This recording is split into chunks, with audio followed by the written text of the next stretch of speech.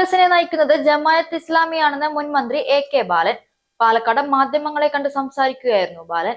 തദ്ദേശ തെരഞ്ഞെടുപ്പ് കഴിഞ്ഞു. ഇനി നിയമസഭാ തെരഞ്ഞെടുപ്പിന് സംസ്ഥാനം ഒരുങ്ങുകയാണ്. സംസ്ഥാന ഭരണം ജമാഅത്ത് ഇസ്ലാമി കൈയാളുന്ന സാഹചര്യം വരാതിരിക്കാതെ നോക്കാൻ ജനങ്ങൾ ഒരുക്കമാണെന്നും ബാലൻ പറഞ്ഞു. രാജ്യം BJP ഭരിക്കുമ്പോൾ ചാലകശക്തിയാകുന്നത് RSS ആണെന്നും അതുപോലെ കേരളം കോൺഗ്രസ് ഭരിക്കുമ്പോൾ ചാലകശക്തിയാകാൻ ജമാഅത്ത് ഇസ്ലാമി ശ്രമിക്കുകയാണെന്നും ബാലൻ പറഞ്ഞു. ഇടതുപക്ഷ മുന്നണി ഒരിക്കലും വർഗീയ ശക്തികൾക്ക് കീഴ്പ്പെടുകയില്ലെന്നും ബാലൻ വ്യക്തമാക്കി. ഇസ്ലാമിയുടെ നേതൃത്വത്തിൽ ഒരു ഗവൺമെന്റ് അധികാരത്തിൽ വരണോ വേണ്ടയോ, അതാണ് ഈ തെരഞ്ഞെടുപ്പിന്റെ രാഷ്ട്രീയ പ്രാധാന്യം.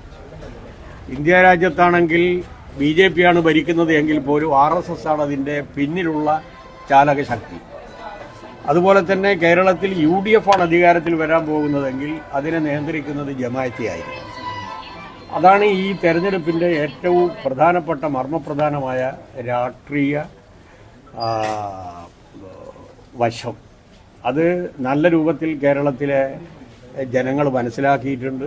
അതിൻ്റെ ഭാഗമായിട്ട് തന്നെ മുസ്ലിം ലീഗിലും UDFലും ശക്തമായിട്ടുള്ള അമർഷവുമുണ്ട്.